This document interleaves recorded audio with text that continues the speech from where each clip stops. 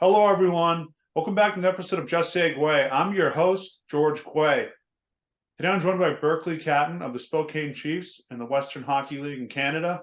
He's a highly rated prospect for the 2024 NHL Draft, had a lot of experience in international play for Team Canada. Berkly, thanks for on the show. Yeah, thank you. I appreciate it. Yeah, so how's this busy year been? You played in these international tournaments, many different types of teams. You're playing in the WHL. It is your draft year. I know players don't like talking about that, but sounds like it's really busy, but how's it all been for you? It's been really good. I mean, I love playing hockey, so it's been good. I got to go over to Europe there twice in the off season, and then now I'm back here in Spokane, and we're rolling pretty well over here. So it's been really good. Yeah, definitely awesome when the season gets underway. So could you just touch upon where you're from? What was the hockey culture like there growing up? Maybe some players you looked up to from there, teams you rooted for, things like that. Yeah, I'm from Saskatoon, Saskatchewan, up in Canada. It's the most simple way to say it is it's a hockey hotspot up there. Everyone plays, everyone loves the game. So, me and my buddies growing up, we always had a stick in our hand, whether we were at the outdoor rink or, just playing ball hockey. But everyone kind of knows the game there, and we all just grow up loving and playing it. And looking up to the guys who are, in the NHL from up there, like the Shen brothers and Chandler Stevenson. Now he just won a Stanley Cup. So guys like that, it's really cool to see, you know, how they've done so well in their hockey careers and grown up in the same spot, gone to the same rinks as us, and kind of gone through the same process with the same teams and everything. It's really cool. And yeah, the coaches and people there just really want what's best for us. It's all about development and showcasing yourself. Yeah, it's an awesome spot to grow up. Yeah, sounds like a great place and a lot of inspiration. And what's got to be motivating for you is just the fact that a lot of those guys were in the same spot you're in, not too long ago, trying to get to the NHL. So obviously, if you want to further your hockey career and be successful, you got to make sacrifices. And you made the decision to go to Shattuck St. Mary's. What a hockey school! Sidney Crosby played there. Macklin Celebrini, who's the seems like the most unanimous number one pick right now, he played there as well. What led to that decision, and what was that experience like? Yeah, again, I know Mac pretty well. He's one of my good buddies, and we're kind of with the same agency and talk to the same guys. And with COVID and everything, hockey wasn't really rolling too much in Canada. It was, the restrictions were kind of stopping everything. And in Shattuck, it seemed to be all going pretty well. And I talked to him, and he played a full season the year before when I was kind of in COVID or whatever. And yeah, I just talked about how great of an experience it was. So I decided to head down there, and yeah, it was unbelievable. Like I said there, everyone just wants to keep pushing you to the next level. And probably one of the biggest things I would have noticed from there is just how big the off ice is and like in the gym. And it's maybe yeah, that's probably the biggest thing I noticed, which was super cool. Then unfortunately I kind of a little injury, and then I rehab was taking a bit, so I went home to get rehab, and then I was feeling good. And then we kind of talked with Shattuck and stuff, and the school was so behind and stuff, so I just ended up staying at home and finishing my season back there, but at home. But no, it's so cool, and like Cole Eiserman was there as well, Macklin. There's just so many top end guys, and everyone wants to get better, which ends up making you want to get better as well. It's a couple times we're up at 5 in the morning, first guys at the rink, three of us, which is pretty cool to, just trying to get better. So experiences like that are something I'll look back on and appreciate. Yeah, what an amazing place to hear so many great things about it and the alumni. And obviously, you're going to be one of that part of that group one day. I know that you haven't been far removed from Shattuck's. I was just wanted to talk about in terms of being there. You're from Canada, but a lot of players that you played with take the college route, including Cole Eiserman and Macklin Celebrini. Was college ever on your mind? Because you're surrounded in a culture where college is the next best move for a lot of people. Yeah, for sure. And kind of the way I look at it is either way you go, it's unbelievable, right? Talked to a couple guys who went to college, talked to a couple guys who went to the Western League or the CHL route, and there's pros to each one of them. And when I was down there, I it was really cool. And Shattuck is basically like a mini college, right? So that was a really cool experience, and I really enjoyed myself there. Then, coming back home, it's just ever since you're a little kid, I'm from Saskatoon, so going to Blades games all the time, and you just kind of grow up in that kind of culture. So it's a pretty tough thing to turn down, which I kind of looked at the experience that I had ahead with the Western League, and I thought that was the best route for me, and I've never really looked back since then. Yeah, and it's all about making the best decision for you. And whether you do go the college route or back to Canadian junior, it all works out for a lot of guys. So back to going to WHL, you're with Spokane. What did you see early on that made you realize that it was going to be a good fit for you? Yeah, I mean, they kind of show you a picture of the rink and it seats, 11,000. It's a high class facility. So it's something like that's really, really motivating when you want a guy to go play there. Then the fans too are just absolutely insane. And yeah, it's like the craziest thing I've seen with junior. But then I've Adam Beckman, he's with Minnesota Wild and their program. He's from where I'm from back home. And I talked to him prior to the draft and just how he was a guy who maybe didn't get the most amount of looks from, scouts or whatever. Then he kind of came here and he said he really developed his game, developed his confidence, and now he's playing pro hockey. And he just said it was an all around such a great experience. And you'd almost be kind of dumb not to go to Spokane, as it's one of the, if not the best place to play in the WHL. Yeah, and clearly it's been such a great start for you. And a lot more games left to play in this uniform, but clearly off to a great start. I want to talk about this because last night Connor Bedard scored his first NHL goal. We had the opportunity to play against them. What was that experience like? Well, it was actually kind of funny. He was at the World Juniors when we played them. So he was out tearing it up against guys in the World Juniors. But yeah, we played there, and yeah, we didn't get to play him, which kind of sucked. But I've heard lots of guys that have. It's a pretty cool experience, they said. Yeah, a lot more stories ahead. Speaking of Team Canada, you've had a lot of experience playing for Team Canada. You've been named a captain for U17 and the Hlinka Gretzky Cup, which you'll get into, played in the U18s. What's it like just to play in these tournaments? You have so many goals growing up of wanting to wear the leaf, and all of a sudden it happens, and you're playing in these tournaments, winning medals.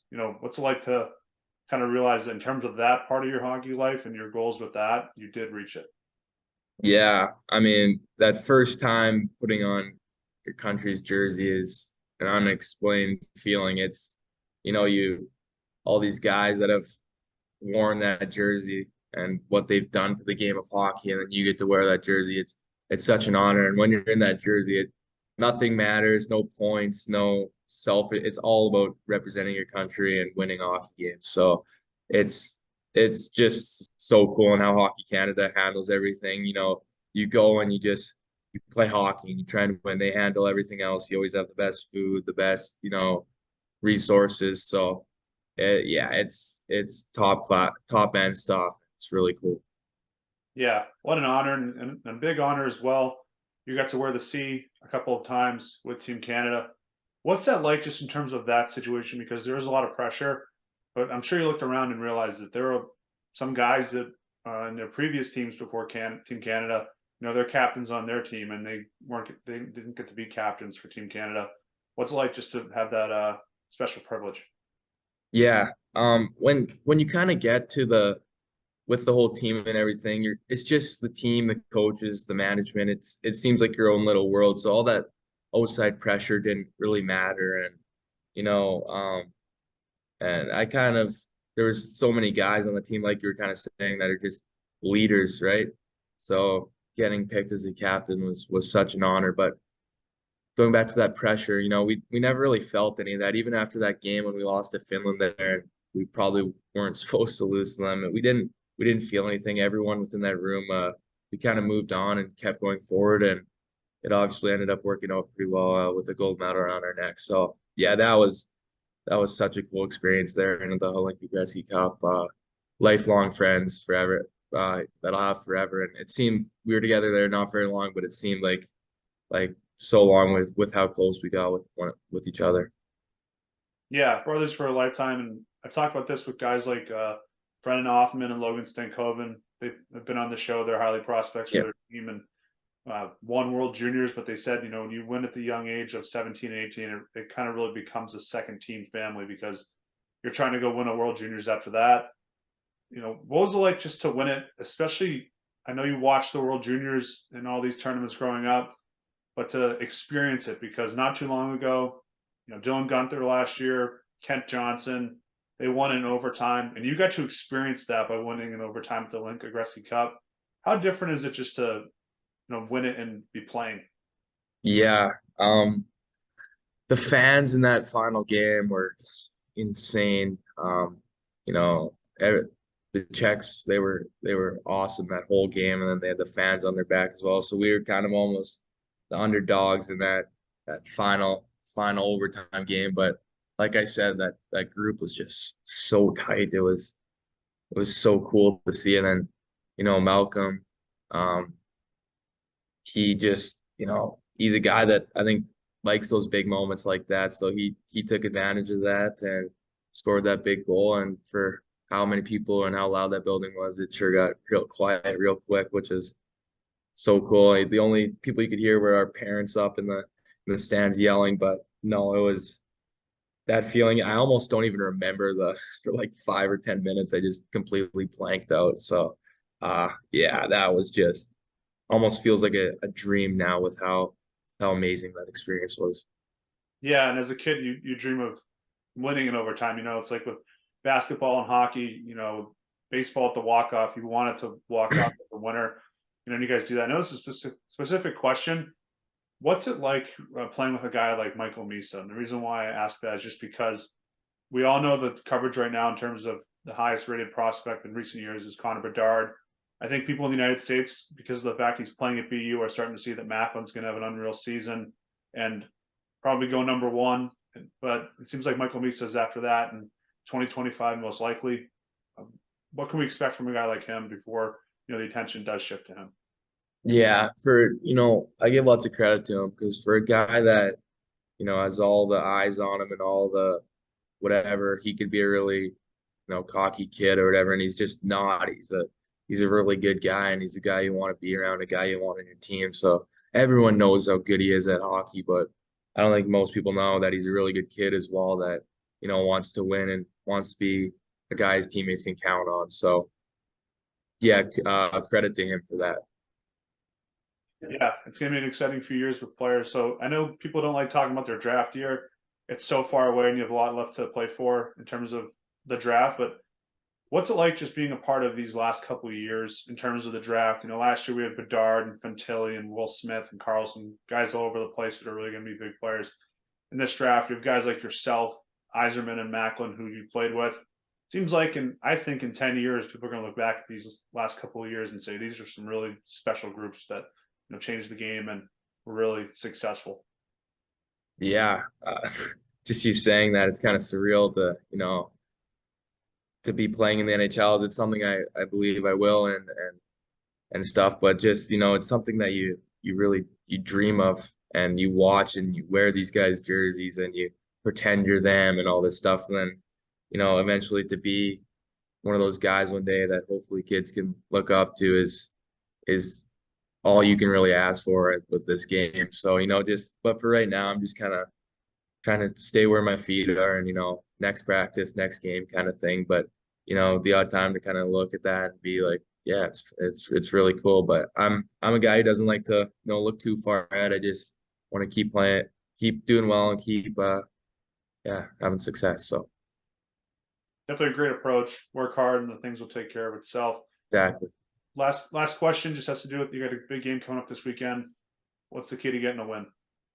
Yeah, it's we don't play these guys very much, Brandon. So my good buddy Roger McQueen, who I've grown up with, and he's another guy in that Michael Misa draft that you'll have to watch out for. But yeah, it'll be exciting to play him, and they got a good goalie net that Carson and obviously Nate Danielson, the ninth overall pick. So they got lots of skill, and it's not going to be an easy game. But I think the way we're playing as a team right now, and just making the right plays, making the simple plays, and not forcing anything. If one bad shift or a bad period doesn't matter, flush it out, go have a good next shift. So, you know, just all about positivity, and that's kind of what we've been trying to build our team around here. Is I believe that that's the biggest part to success. So just if everyone has a decent game, I think we have a really good shot at them this Saturday. Yeah, definitely should be a great game. Berkly, thank you so much for on the show. Best of luck, and we'll stay in touch. Yeah, thanks. I appreciate it. All right, have a good one.